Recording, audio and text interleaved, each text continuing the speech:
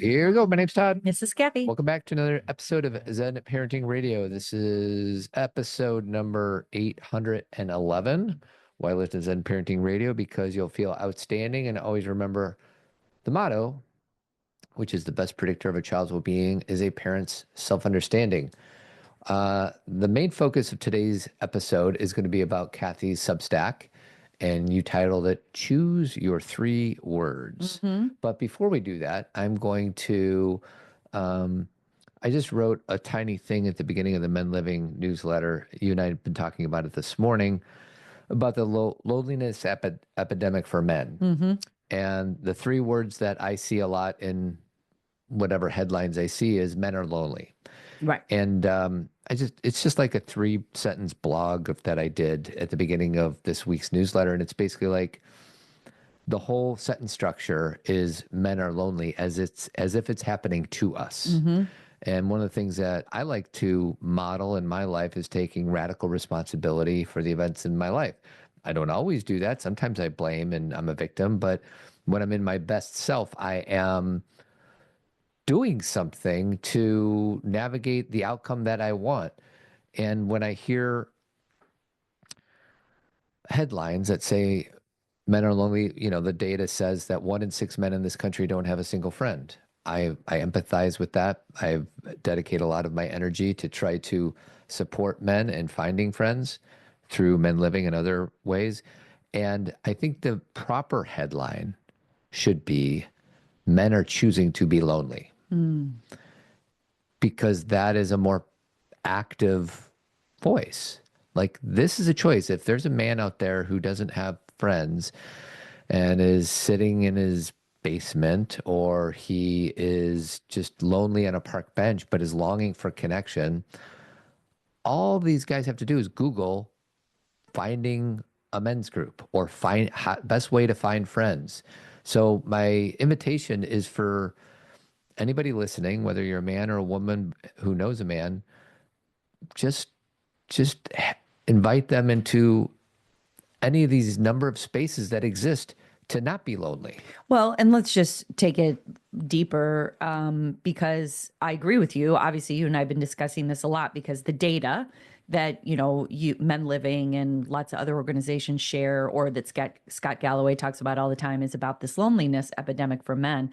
And I was telling Todd that as I'm reading all the time and reading people's Substacks and reading, just kind of people's thoughts on this, and I'm seeing that the tide is turning a little bit on that. What I mean is that there's a feeling, the whole like men are lonely, so we have to like figure out new pipelines for them to get better education, and we have to figure out how we can help them and support them.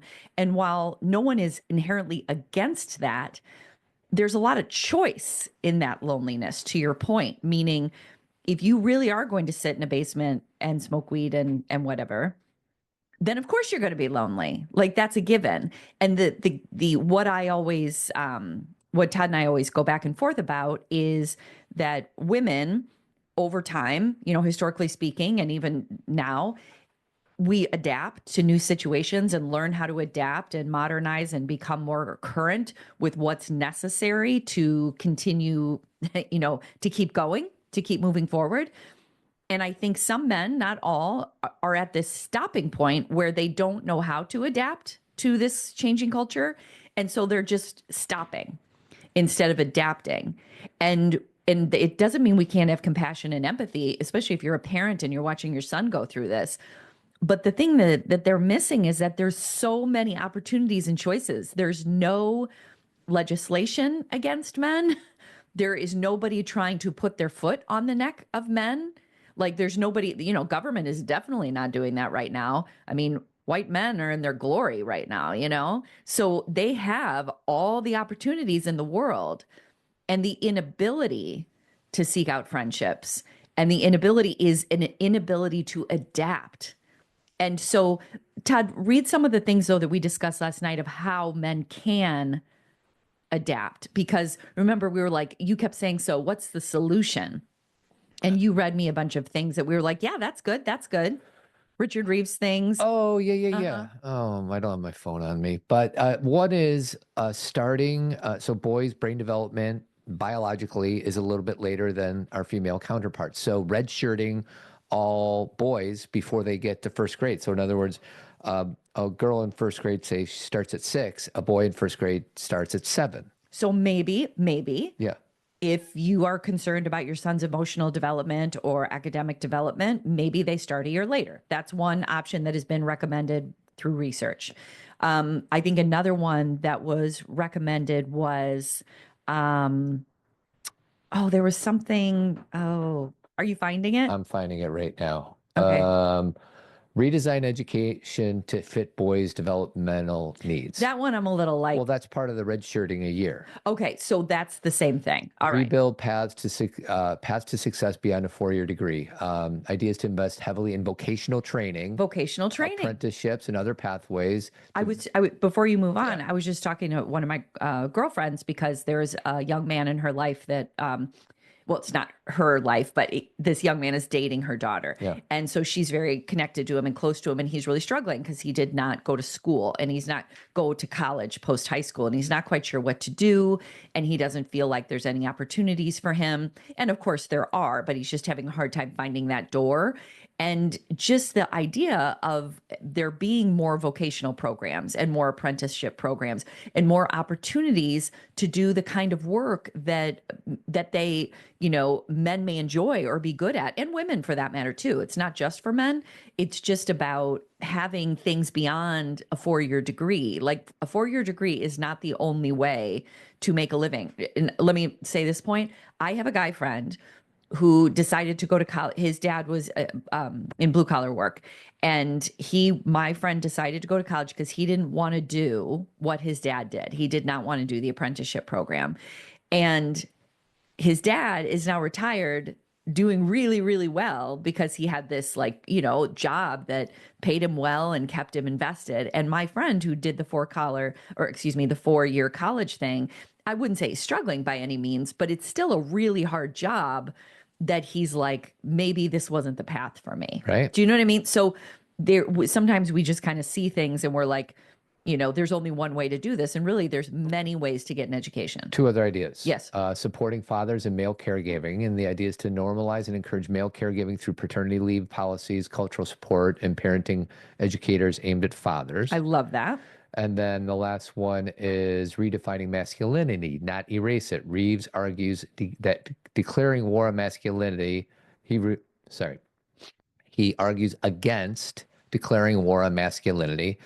Instead, he believes in redefining it to align with modern values, which is responsibility, service, emotional strength, and resilience.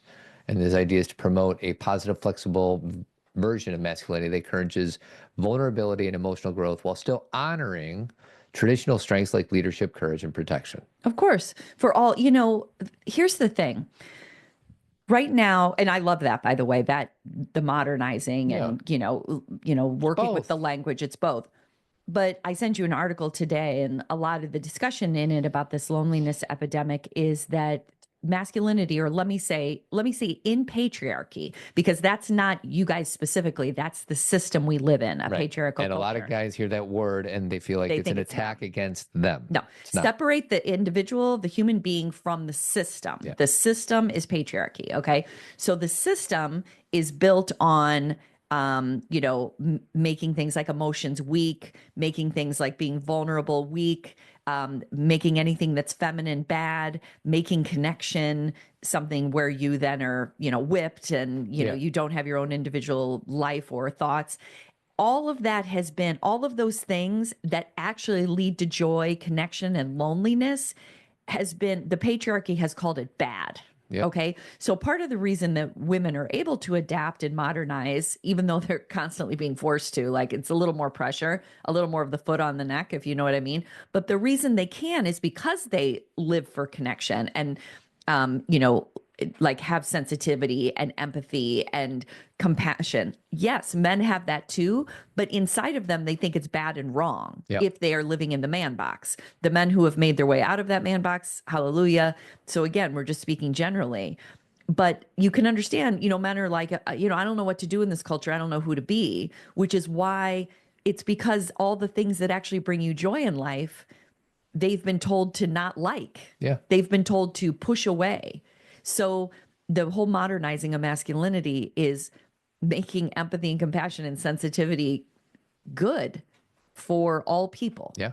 And your friends have asked me in the past, well, what will men get out of this, right? What do men get out of this if they modernize and adapt? And the answer is their full selves. Yeah. Deeper experiences, more aliveness, all the above. Aliveness. I love that word. More aliveness. Do you use that word in Men Living? Yeah. Aliveness? Yeah.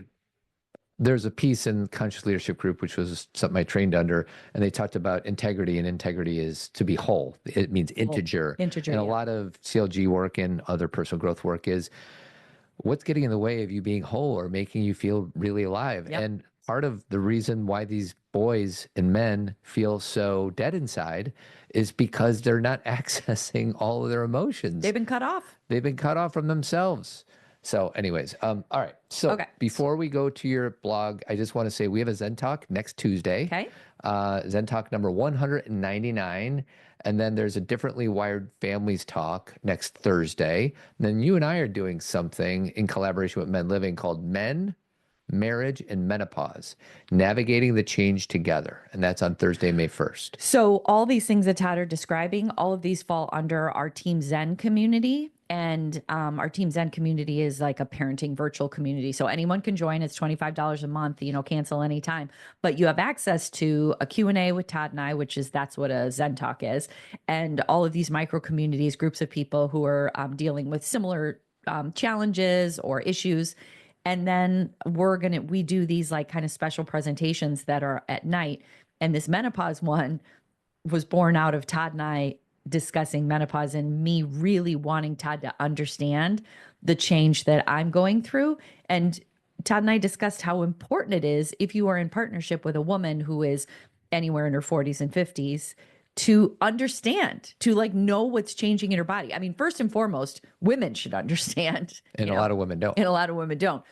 But then if you have a partner, you don't, for them to have kind of an understanding of what's going on with you, like, this is a really basic thing. This is not like a clinical thing, but Todd can't stand that the fan is on when we go to bed. Like, he doesn't like it. And he puts all these pillows over his head. And I think that, and understandably, because it bothers your eyes or something, right? Yeah, it dries my eyes out and I get cold. He gets cold, right? And so before it was just like, I want the fan. He doesn't. And we've kind of come to this agreement where we now go to bed with the fan off. But if I wake up in the middle of the night really hot because I'm perimenopausal right now, it's an understandable reason why I'd want the fan on. I'm not trying to give him gritty eyes. Well, two things. One is you can put the fan on at the beginning of the night, sweetie. I don't care. I know, but I'm trying to find that in Stop trying. place. Oh, Stop okay. trying. Just put the fan on and I can adjust. The second thing is I listened to a few podcasts on menopause that you sent to me, and I'm guessing a lot of the men and women don't even know the difference between menopausal and perimenopausal. True. So anyways, those are some of the things that we'll be discussing. And then we have a few other things coming up in May and even early June that we'll talk about later. But join Team Zen. It's an awesome community. Yeah. All right. So you wrote a blog called, what was it called? 3 words? Choose your 3 words. Okay. And what drove you to think about writing this? I was thinking about that there are these words that kind of are like symbols or ways that I balance myself when I'm really struggling. And I kind of write about in the first couple of paragraphs that I see words and I feel words like really intensely. I see dead people. And I don't see dead people, Okay. but I do see words, and certain words have vibes for me, which is why I'm always, not always, but sometimes when Todd chooses a certain word, I push back because I'm like, that word doesn't fit what we're talking about, or it feels too harsh or whatever. And then I say something like, well, you know what I mean. And then I say, I do, but still the word. Yeah. But anyway, so there are 3 words that I have used for years and years and years. This is not new.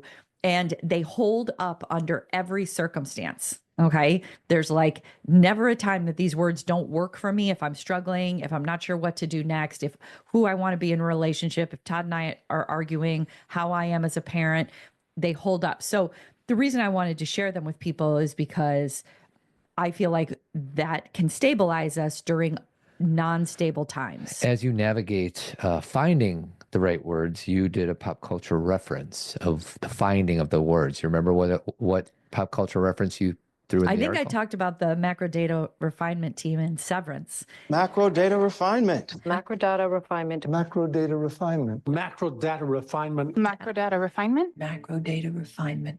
All right. Some say data, some say data. Yeah, Christopher Potato, Walken potato. says macro data or whatever. Micro data.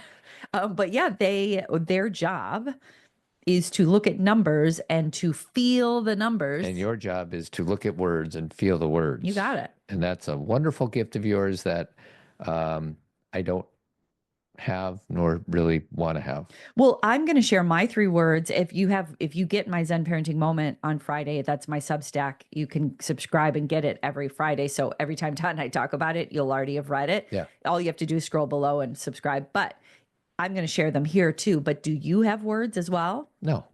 Well, you've got to have words you like. What words do you like? Well, you're catching me off guard. I don't know. I like the word that I learned in sophomore year of high school Spanish class, and it means to work, and it's trabajaba. I know you like the sound of that, Trabajaba. but that's a surface word It's that like you some- just like to it's like say. some subjunctive tense of to work. Trabajaba, sweetie. Got it. Yeah. But is that a word that grounds you and Every makes you day. feel? Because I love to work. Do you know what? You are a trabajaba. See, I'm a trabajaba. You're a walking trabajaba. And for those who speak Spanish, maybe I'm screwing up something in there. So if I am, let me know. Yes, but I'm sure we are. As we're talking, if a word comes to you, like I think the whole point of what I'm writing is that sometimes we have to have some tools in place or some I don't want to call them defense mechanisms, but some things that we hold on to maintain ourselves. And the example that I give in the Substack that I wrote about 3 words is that so Todd loves to go through the car wash. I'm not quite sure why, but he got a annual pass to the car wash for all of our cars. So if Not we for have all of them, sweetie, just for for the 2 my that car, you and I drive. okay, so for my car and his car, not for the girls' cars. They just have to drive dirty cars. But sometimes Todd and I will like go to yoga or go to eat or something, and we'll be like, want to go through the car wash? And it's fun. So we will drive through and we get to go through the lane where nobody is, and the thing just goes up because we have the annual pass. We're very cool. That's right. Don't you feel cool? I do. So we go through the car wash, and here's the stressful part for me is lining up the tires to start having the car wash pull you through. Yep. Okay. But once your tires are lined up, you put your car in neutral and it pulls you through. And then you can go through the car wash and not worry about driving. You just get to notice all the lights. And for some reason, the car wash we go through is really pretty. There's a lot of like colors, A lot of purples. a lot of purples, a lot of like little signs. There's some mirrors. Like it's just kind of fun, right? I get to look around. But wouldn't you also say it's a little chaotic? It is chaotic.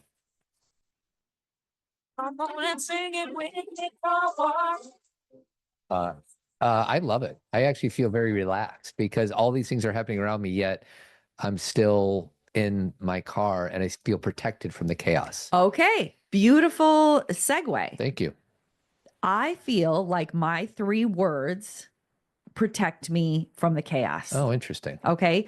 So going into neutral and like being pulled through the car wash doesn't mean that I stop paying attention. I'm still paying attention, but I'm not overwhelmed by driving. I'm not overwhelmed by what I have to do next. I get to kind of let go and look around and notice and have more brain space to pay attention. Mhm. Okay. And I also feel protected from the chaos because I'm in the car, whatever it may be. So my 3 words are that was kind of the whole point of the car wash. We're going to do them analogy. one at a time, by the way, just so you know. Okay. Did you understand the car wash analogy as you were reading it? Yeah. Okay. Because you just said, oh my gosh, like it was new information. Well, the fact that, yeah, but my example of the car protects me. Did you say it in your blog? I guess you're right. Like the words. The words protect you, the car protects me. Yes. And the car is a metaphor for Words. like exactly. Okay. So We're so on the the same car page. is my thing and words are your thing. Right. But the thing I was writing, I'm making a metaphor of that. So it's not like I don't feel protected by the car. Do you know what I mean? Yeah. the words are the car are the words. The car are the words. That's right. Yeah, there I we got it. go. Okay. So so anyway, it was just kind of a way for me to kind of put together feeling protected in chaos, because I think that we all know that every day we're getting like crazy news and things that make us feel overwhelmed and incapable of doing anything to help, and that we are like awash in negativity, and that we're just like being hung out to dry. Like that's how I feel a lot of times. So what I have to remember is that there is chaos around me, but if I stay in tune with these three words, I remember how to keep moving forward. Just like in the car wash, being pulled through, keep moving forward. We're being pulled through. That's my goal. So my first word, did you want me to start? Yeah, say the first word. My first word happens to be a word you already shared, integrity. There you go. My definition of integrity, again, everybody it should have the same definition, but some people use different words. Mine is just like really being myself, like, saying, Alignment of purpose and behaviors and stuff like that, right? yeah, showing up as myself, speaking as myself, saying things that I mean, choosing really where I want to be, acting, asking for what I need. You were talking about being whole, and the whole idea of integrity and wholeness is that you acknowledge all the pieces of yourself, and you allow yourself to take care of yourself. Yeah. And you also, if you do that, then you can show up as yourself. Like integrity has all of these like, pieces around it. And some of I always give pop culture examples, Atticus Finch is obviously a man of integrity. You never really understand a person until you consider things from his point of view. Did you climb inside of his skin? Walk around in it. That's right. Thanks, Atticus. Atticus. He's our guy. And then I also think of someone like Forrest Gump as having integrity, because he just walks through the world as himself. She had got the cancer and died on a Tuesday. I bought her a new hat with little flowers on it. And that's all I have to say about that. One more line, which I love. Sometimes I guess there just aren't enough rocks. I love that line. Todd says that one a lot. And there aren't. And Forrest is just, no matter what situation he's in, if he's in the army, if he's with Jenny, if he's in a bar with Lieutenant Dan, he's just being Forrest. And I'm not a smart man, but I know what love is. He sure does. And, these two examples are obviously fictional characters, but they're aspirational. Sure. They give us that vibe of what it means to live in integrity. Somebody that we're inspired by, Forrest Gump and Atticus Finch. Exactly. Did I put anybody else under that category? Let me look. I thought you may have. I thought I did too. But I can't think you have this person right here, which is a slightly different viewpoint. Okay. Is this everybody? Ann took a cab. Tom's in the trunk. Jerry's on the roof. All right. Where to first? Your mother's butt. Who's that, The Susan? girl Leslie Knope. Was she under the integrity piece? I forget. Yes. Okay. Well, I think she is a perfect example. That's when they drink the snake juice. Yeah, they do. But the reason I love Leslie is because she's a very flawed human being. She makes poor choices. She pushes people. She sometimes go in the wrong direction. She's hidden things from people before, but she always comes back around. She always figures it out. She takes responsibility, accountability, and she does that based on how much she loves her people. Boom. So that's integrity. Yeah, love it. What was your second word? My second word was humility, which we've talked about this on the show a lot. It's always been one of my favorite words. And humility is the ability to know that you don't know everything. And so it keeps you curious, and it allows you to listen to people and not become so cynical. And it allows you to be able to apologize because you may have made a mistake. It allows you to learn new things with some like wonder and awe, have some humility about we may not understand the big picture of what's happening here. And also to engage with things on a real basic level. Like humility is understanding that what an ant is doing every day, trying to carry a piece of food, is intense and hard and important, just like our lives are important. Have some humility about who you are in the world and the role you play. Do you want to hear some inspiration from the Buddhist monk in the White Lotus? Yeah. So that's the kind of, okay, go ahead. No, play you that. want to set it up? No, I was just saying under that one, I said that I was really pleased that this season of the White Lotus, the whole message of it, well, I'll let you play it. There we go. The self, identity, chasing money, pleasure. Yeah. Everyone runs from pain towards the pleasure. But when they get there, only to find more pain. You cannot outrun pain.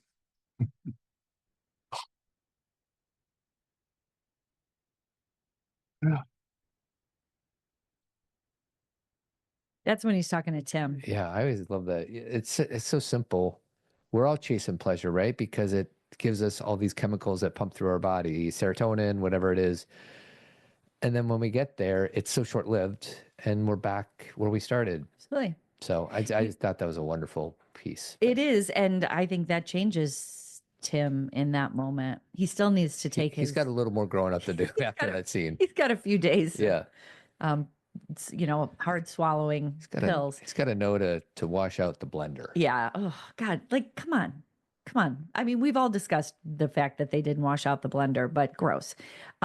Someone said that, the reason that Tim didn't wash out the blender is he hasn't had to wash a dish in his entire life. Interesting. Yeah. There you go. And then the reason that Lockie didn't wash out the blender is one of two things. Either they didn't allow him to have a pina colada, so he wanted to have some of what was left over, or he thought that Saxon had made a protein shake and he was going to have some of it too. So for the sake of the people who haven't watched the finale, let's just let it. I'm not going to say let anything. it be there. I Right. didn't. Yeah, I don't think I you didn't gave give anything away. Okay. So I also really what I was pointing out in the White Lotus, that's important too, as far as humility. But what the monk says at the very end of the White Lotus is there is no resolution. So humility is understanding that there is no final answer. There is no absolute right and wrong. There is no certainty. My book, Zen Parenting, the whole gist of that book was talking to parents about living in uncertainty and how uncomfortable it can be, but our ability to manage that allows us to parent in a way that's more present and more connected. And it was so interesting that while I was writing that book, we went through COVID. Yeah. Because talk about an uncertain time. So humility is that kind of openness that you don't know everything. You don't. And when people are certain about things, this is this, and this is, we were just talking about that today with music, how some people are like, this is good music, this is bad music, this is good food, this is bad food. You don't know everything. You have opinions. That's different. Well, and that's so interesting. And, we're about to make a segue, I guess, but any rock critic, their job is to criticize or appreciate music. And we hold them up to a regard that is influential when should they really be influential? It's one person's opinion on the quality of a song or a musician. And where we got there today is we're talking about Backstreet Boys. Mm-hmm. And critically, I don't know how many great Rolling Stones articles are talking about the depth and the magnitude of Backstreet Boys, but how does it make you feel when you hear it? Right. And that's all I care about with music and that's a place that it's taken me a long time to come because I am someone who always liked pop music. I love other types of music too. And I love classic rock and a lot of things that would be more critically acclaimed. But I love pop music and I used to be more embarrassed of that. And now I'm like, that's insane.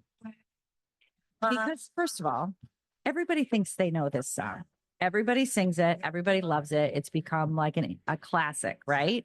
And why do you like it? Because of the way it makes you feel. Makes me feel good. Right. And you probably have heard it in different points in your life where you were at a wedding or you were, having a good time. And so it brings you memories. This is totally random. I saw a YouTube clip and it was Tarantino talking about some of his favorite movies. And he said one of his favorite set of movies is the Toy Story movies. Yeah. And you think of Tarantino violence and all this other stuff. He's like, what he did say was, though, he never watched Toy Story 4 and he never will. And he says it could be a perfectly wonderful movie. He just wanted it to be to stop there. the end of Toy Story 3 perfect. is perfect. I know. And I just thought that was interesting. So can I comment on that as long as we're in a pop culture Sure. part now? Is that I can give an example because you said, should we really listen to the rock critic because it's just their Sure. opinion? Very true, but they also have a very educated opinion. Correct. Because they know a lot about music, the history of music, what inspired what it takes to write a certain song. Good point. All that kind of thing, okay? So it doesn't mean we have to agree with the rock critic, but there is a sense of gravitas to what they're saying. They've dedicated their life to Music and influence True. and Good where point. and what it takes to write good music. Yeah. You know what I mean? So that is true. Now, what I will say, and I will have the exact same experience. I really wanted to bring this up about Yellow Jackets because I watched, last week I was talking about how I was a little disappointed in this season 3. And I talk up Yellow Jackets to everybody. And I just wanted to be like, yeah, I don't think this season was as good. And so yesterday, Todd and I finally watched the finale. It came out on Friday. And the finale was pretty good. it almost hit.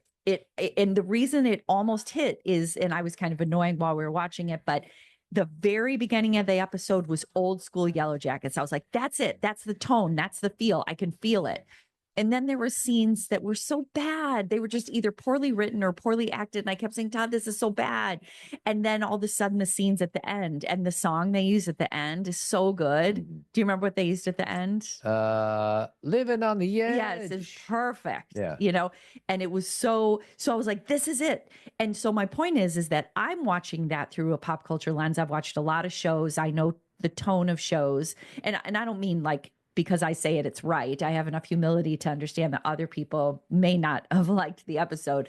But I was like, I can feel what's good and bad in this show. I can feel where it's hitting and where it's not hitting. And I think people, most people who watch TV and listen to music, you can feel that, You'll like a song, but you won't like the bridge, or you'll, like you can kind of like come in and out where you like realize what's good and what's not. And then there are some shows that are perfect all the way through, meaning they keep the tone, the acting's good. Like the thing that keeps coming in my head is like Friday Night Lights. Like that TV show had such a tone that everybody hit all the time that I never thought about that I was watching TV. You know what I mean? And there's lots of other shows. I think Severance is like that as well. We also watched a show last night that had a wonderful musical drop. Are you talking about Love on the Spectrum? When you're coming home, Sweet then I Connor. don't know when we'll get together then. When I think we did a podcast on that series, whatever, a year ago, whenever that was, we're watching season 3, and It's so it's good. one of my favorite shows I've ever seen. It is. Todd has joy on his face the whole time. And that song comes in because Connor, one of the participants in the show, he meets a girl he really likes. And he's like, I feel like we should just do a music drop of Cats in the Cradle, like right here. And of course, Kian, who is the producer and director of the show. So good. All right, let's go to the third Okay, pillar. last one, or it's not a pillar, it's third a word. word. So I've done integrity, humility, and then the last one is compassion. Okay, so compassion is, to me, all 3 of these are action, but compassion is like a huge action for myself, to have compassion toward myself when I don't make a great choice, when I have a Leslie Nope moment, where I'm like, okay, I'm not going in the right direction, and realizing that I can, double back and get back in alignment.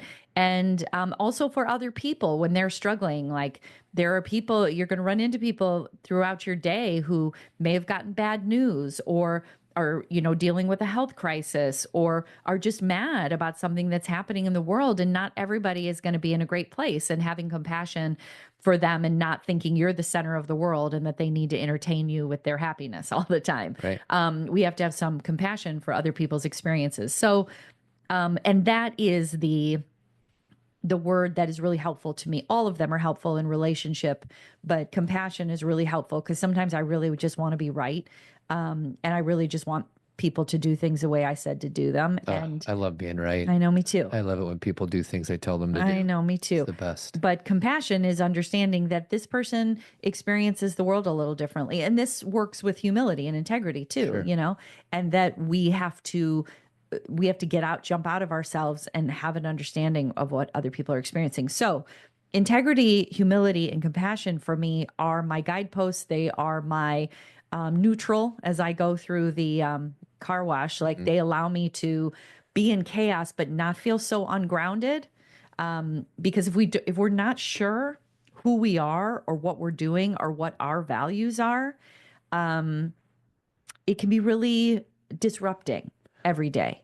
We didn't play my pop culture reference, actually your pop culture reference for compassion. I had a few. Well, I want to do this one. Okay. Who's made a difference in your life? Oh, a lot of people. But a lot of people who have allowed me to have some silence. And I don't think we give that gift very much anymore. I'm very concerned that our society is much more interested in information than wonder, in noise rather than silence. Wow. You think that relates today? Jeez. So in case you don't know who that is, that's Mr. Rogers, and just his voice, my goodness. He's my compassion icon. And he probably gave that interview to Charlie Rose 35 years ago, and it's 1,000 times more true than it was back then. He was way, way ahead of his time and absolutely essential for his time and needed in every time. Yeah. And I think that there is the things I write about or speak about, a lot of them that are universal principles, nothing that I came up with on my own, but a lot of it I can reflect back to him. Yeah. You know, like it was something either I heard from him or, you know, part of his integrity or something I learned. And they're reflected, his way of being is reflected in a lot of, you know, like Buddhism or just a value system of honoring others and being there for others and compassion. So he's my compassion icon, as is my girl Dolly Parton. Yeah. I couldn't find a good quote on her, unfortunately. So you don't have to play a quote. She's a singer. I know, but we're talking about, I mean, is there any song that you can think of that would be really encapsulate compassion? I don't know. I just like her voice. But what I would say about Dolly Parton is what I've watched her do, because, you know, I've grown up with her and watched her in many stages of her life, is be both fun herself, you know, connected to people, and also very wise, but very gentle, not a heavy-handed kind of wisdom. And she, you know, she builds libraries, she speaks up for groups. You know, like she's just a wonderful, compassionate woman. You ready for a clip? Sure. Please don't take him just because you can. Your beauty is beyond compare, with flaming locks of auburn hair, with ivory skin and eyes of emerald green. Is this her most popular song? I probably think 9 to 5 is her most popular song. Jolene is like, you know, it's a classic. Yeah. You know, Coat of Many Colors is a classic. Yeah. She's got a lot of songs. So any closing thoughts about your blog? Did you babe? come up with any words that you really like? Just Travahaba. What about Bob? there's words you love that I can't think of. Like you love I'm trying to think of CLG. You like to say above or below the line a lot. Yeah, it's just jargon to do my own personal growth work, but you know. That's not really a word. Right. But that is a system that has, you know, an explanation of how we show up in the world, and you use it a lot. And I'm not really even making fun of you. I think it's a guidepost for you. You'll be like, I don't know if I was above the line or below the line there. I'm still assessing it. And just that ability to have self-awareness and assess, I think, is really good. For sure. You know, yeah, I have certain tools in my toolbox, and I'm sure if I spent the next day thinking about, okay, what words really mean or matter, but I can't come up with them off the top of my head. I am gonna, because I just said, what about Bob? I'm gonna say my word is Mm.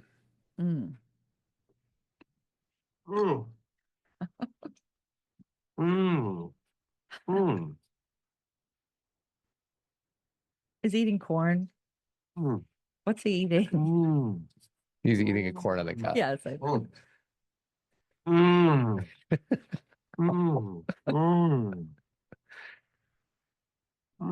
We should do a pop culturing on What About Bob. He and Richard Dreyfuss were not real tight on that set. Let's just say that. Like what about Bob? Bill Murray truly tried to just annoy the piss out of Richard Dreyfuss. I know. And it worked. I know. Yeah, I love What About Bob? Don't get me wrong, but it's also not the most comfortable movie to watch. Not at all. Very uncomfortable. My favorite part is that Richard Dreyfuss's character, Dr. Leo Marvin. Dr. Leo Marvin. He gets something caught in his throat, and Bob dislodges it by giving him knee drops to the back, to his back. Yeah. And then everybody, Richard Dreyfuss's family, runs to Bob. And he's like, I just never gave up hope. Meanwhile, Richard Dreyfuss's back is broken. Anyways. Siggy and Anna. Yes. So what I would say about that movie, the reason it's so uncomfortable is I know we're made to not like Richard Dreyfuss because he doesn't have a lot of humility and he doesn't have a lot of integrity. Like they build it where you want to support Bob, but it is all very unfair. Do you know what I mean? Yeah, I guess Don't so. you- But he gets in his own way. Richard Dreyfuss. Yeah, he does. Yeah. But Bob ends up, I don't want to ruin it for anybody, but doesn't he end up marrying his sister or something like that? I don't remember. Yeah, at the very end, he ends up with Dr. Marvin's sister. Yeah, that could be right. Marvin, guess what? Ahoy! I sail. I'm a sailor. I sail. Isn't this a breakthrough? I mean, It's a I great sail. movie. It's funny. We played a bunch of movies for my daughters and nieces in Seattle. And What About Bob hit for Claire. my Oh, did one she like niece. it? Yeah, everybody else left the room, but Claire's like, this is a really funny movie. So Claire, sometimes you listen to this podcast. I appreciate that you appreciate What About Bob. And we should watch it together again. See, What About Bob is a building movie. Like you got to watch it more than once, just like Planes, Maybe Trains, we'll and insert Automobiles. that in addition to, not instead of, to the Planes, Trains, and Automobiles viewing. Hey, move to the left a little bit so everybody who's watching on YouTube can see your poster because you got a PTA poster back there. Oh, there it is. Yep. Oh, nope, your microphone's in the way. Oh, There it is. here. And then we got Midnight Mass. So if you're watching on YouTube, Todd and I have redecorated our podcast office because there's things happening in here. And Todd's got basically, I think everything that's behind him now kind of is representative of him. That's right. The That's right. Doors, Pink Floyd, R2. R2D2. Beep, beep, beep, beep, boop, boop, boop. Yes, That's my but R2. so that's it for choose your 3 words. So anybody listening, choose your words or choose your system or do something that will help you be calmer in the chaos and remember who you are, because don't allow. There was this thing that my dad had in his bar area downstairs, and I know it's a swear word, but it said, "Don't let the bastards get you down." I don't And I think think it- bastards is a swear word, sweetie. Well, isn't it though? It's not a nice word, but you can say it on network TV. Not Okay. a problem. Well, and I think it's from a movie or from a political figure. I don't know who said it. Look it up. But he had it up in our downstairs, and that was just very my Chris dad. Christopherson. Really? That's what I just YouTubed it, and it says there's a song he wrote called "Don't Let the Bastards Get You Down." I mean, that wouldn't be shocking because my Sounds dad. very John Cassani. I know, but But anyway, so just keep that in mind. I want to they hold the power and the money. Ah. voice. I want to thank Jeremy Kraft. He's been supporting Zen Parenting since day one. That's 15 years ago. And if anybody lives in Chicago and they have any home improvement projects, give him a call, 630-956-1800. Or you could just check his website out, avidco.net. And anything else, sweetie? No, I enjoyed this. All right, let me just do the outro music and keep trucking. See you next week.